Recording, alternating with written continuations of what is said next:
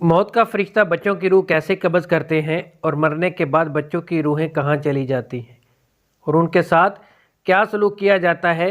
मुकम्मल तफसीलात के लिए वीडियो को आखिर तक ज़रूर देखिएगा। बिस्मिल्लाहिर्रहमानिर्रहीम।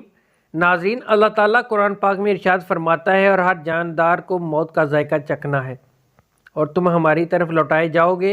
अल्लाह तबारक ताला ने हर एक इंसान को दो चीज़ों से बनाया है, नंबर एक रूह और नंबर दो जिस्म। रूह के बगैर जिस्म कुछ भी नहीं, ये सिर्फ़ एक बेजान पुतला है। और रूह के साथ अल्लाह तबारक ताला ने इंसान को ताकत अता फरमाई है। रूह इंसानी जिस्म से कहीं ज़्यादा ताकतवर है, लेकिन हर एक इंसान को रूह एक मखसूस मुद्दत तक के लिए दी गई है। इस मुद्दत के पूरा होने के बाद रूह को कब्ज़ कर लिया जाता है, जिसकी वजह से इंसान की मौत वाक़या हो जाती है। इस मौत के बाद इंसान का जिस्म इसी दुनिया में रह जाता है और रूह एक नई दुनिया में चली जाती है, जिसको आलम अरवाह और आलम बरज़ख भी कहते हैं। नाज़रीन, आज की इस वीडियो में हम आपको बताएंगे कि जब किसी इंसान की मौत का वक़्त करीब आ जाता है तो मलकुल मौत इसकी रूह कैसे कब्ज़ करते हैं, और मरने से पहले मौत के वक़्त इंसान आलम सकरात में क्या कुछ देखता है, रूह इंसान के हर हिस्से से कैसे निकलती है, और मलकुल मौत बच्चों की रूह कैसे कब्ज़ करते हैं, और मरने के बाद बच्चों की रूहें कहाँ चली जाती हैं और इनके साथ क्या सलूक किया जाता है। मलकुल मौत हर घराने में रोज़ाना कितनी मरतबा चक्कर लगाते हैं। नाज़रीन, इन तमाम तर सवालात के जवाबात कुरान और हदीस की रोशनी में आज की वीडियो में हम आपको बताएंगे। लिहाजा आपसे गुजारिश है कि हमारी इस वीडियो को आखिर तक ज़रूर देखिएगा।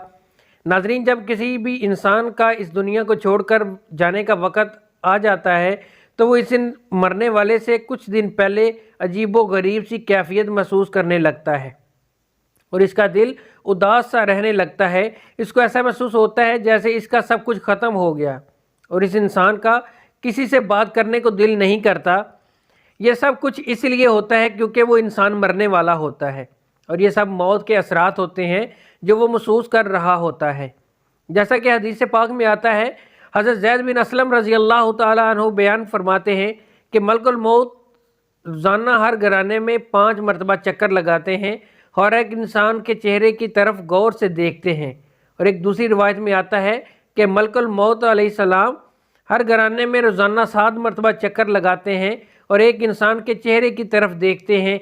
अगर इनमें से कोई ऐसा शख्स हो जिसकी मौत का वक़्त करीब आ चुका हो तो मलकुल मौत इसकी रूह को कब्ज़ कर लेते हैं। नाज़रीन, मौत से कुछ देर पहले हर एक इंसान एक अजीबो गरीब सी कैफियत में चला जाता है जिसे आलम सुकरात कहते हैं। इस आलम के अंदर इंसान अजीबो गरीब सी दुनिया को देखता है। इस वक्त मरने वाले इंसान की आंखों से तमाम तर पर्दों को हटा दिया जाता है। ये वो वक्त होता है कि जब इंसान अपनी ज़िंदगी में किए गए तमाम तर अमाल को अपनी आंखों से देख रहा होता है। अगर इंसान गुनाहगार शख्स होता है तो वो देख रहा होता है कि इसने अपनी ज़िंदगी में कौन कौन से गुनाह किए, कैसे वो अल्लाह ताला से छुपकर ज़ना करता रहा, कैसे वो चोरी करता रहा, शराब नोशी करता रहा और किस तरह वो अल्लाह तबारक ताला की नाफरमानियाँ करता रहा। इस वक्त हर इंसान को पैदा होने से लेकर मरने तक इसकी तमाम तर ज़िंदगी दिखा दी जाती है। इसने अपनी ज़िंदगी कैसे गुजारी, इस वक्त हर एक इंसान को ये अंदाज़ा हो जाता है कि इसका अंजाम क्या होने वाला है। और ये वो वक्त होता है कि जब शैतान भी मरने वाले शख्स के सामने आकर खड़ा हो जाता है और उसको गुमराह करने की कोशिश करता है। अगर इस मरने वाले शख्स के माँ बाप फौत हो चुके हों तो वो शैतान इनके माँ बाप की शक्ल में आकर कहता है कि मेरे बेटे, हम तुम्हारे माँ बाप हैं, हम तुम्हारा बुरा नहीं चाहते, हम तुझे तलकीन करते हैं कि तू इस्लाम को छोड़ दे और ईसाई या काफिर होके मर, क्योंकि मरने के बाद यही दीन काम आने वाला है।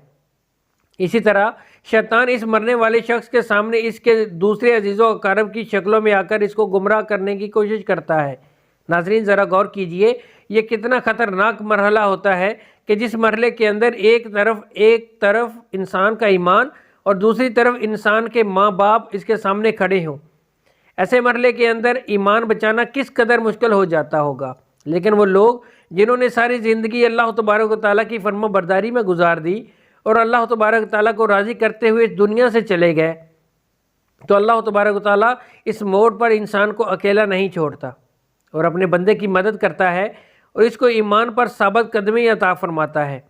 अगर कोई शख्स ऐसा हो कि ज़िंदगी अल्लाह तबारक ताला की नाफरमानियाँ की हों اور اللہ تبارک و تعالیٰ کو ناراض کرتے ہوئے اس دنیا سے چلا گیا تو اس وقت وہ شخص عیسائی، پادری، یہودی یا کافر ہو کر مرتا ہے، ہمیشہ کے لیے واصل جہنم ہو جاتا ہے۔ ناظرین، عالم سکرات کے بعد انسان کی روح نکلنے کا مرحلہ شروع ہو جاتا ہے۔ اس مرحلے کے اندر ملک الموت انسان کی روح قبض کرتے ہیں۔ کچھ لوگ ایسے ہوتے ہیں جن کی روح پل بھر میں قبض کر لی جاتی ہے، اور کچھ لوگ ایسے ہوتے ہیں جن کی روح تڑپا تڑپا کر نکالی جاتی ہے۔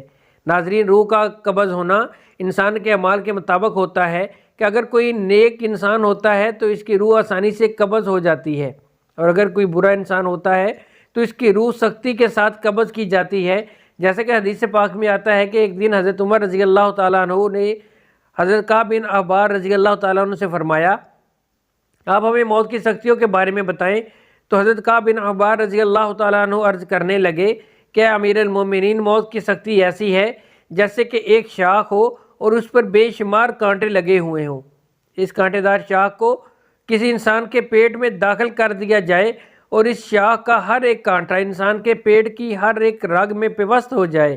اس کے بعد ایک طاقتور انسان اس شاخ کو زور کے ساتھ انسان کے پیٹ سے باہر نکالے تو اس وقت انسان کو جتنی تکلیف ہوتی جس پیٹ سے کانٹے دار شاخ کو نکالا گیا ہو، اس سے کہیں زیادہ تکلیف موت کے وقت ہوتی ہے۔ ناظرین، حضور پاک صلی اللہ علیہ وآلہ وسلم نے ارشاد فرمایا، مرتے وقت انسان کو جتنی تکلیف ہوتی ہے، اس تکلیف میں سے ایک بال برابر تکلیف کو زمین اور آسمان پر رکھ دیا جائے تو زمین اور آسمان کے تمام لوگ مر جائیں۔ ایک دوسری حدیث میں حضور اکرم صلی اللہ علیہ وآلہ وسلم نے ارشاد فرمایا کہ موت کی ایک تکلیف 1000 مرتبہ تلوار مارنے سے زیادہ سخت ہے۔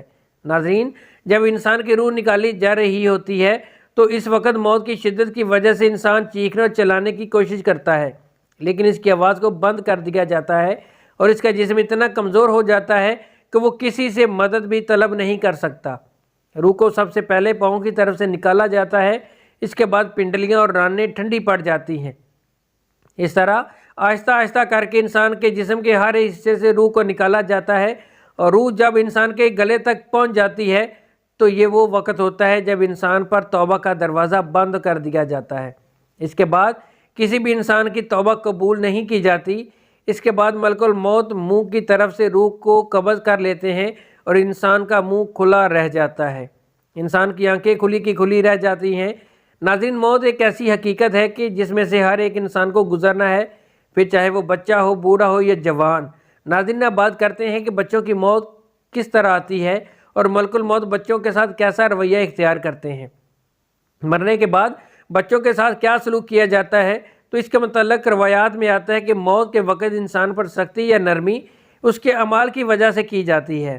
بچے چونکہ معصوم ہوتے ہیں اور وہ گناہوں سے پاک ہوتے ہیں، لہٰذا ملک الموت علیہ السلام ہر نابالغ بچے کی روح کو نرمی کے ساتھ قبض کرتے ہیں، کیونکہ بچوں نے کوئی گناہ نہیں کیا ہوتا اور وہ اعمال کے مخالف نہیں ہوتے۔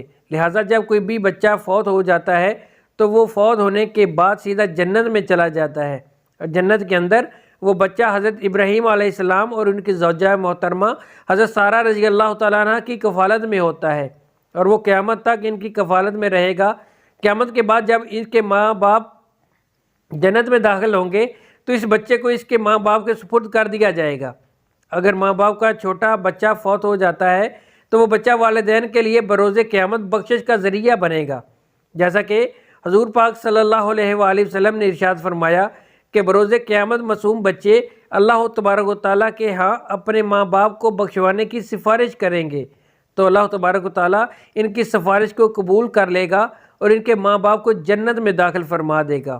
اللہ تبارک تعالیٰ سے دعا ہے کہ اللہ تعالیٰ ہمیں نیک اعمال کرنے کی توفیق عطا فرمائے اور ہمیں موت کی سختیوں سے بچائے، اور موت کے وقت اپنے پیارے حبیب حضرت محمد مصطفیٰ صلی اللہ علیہ وآلہ وسلم کا دیدار نصیب فرمائے، آمین۔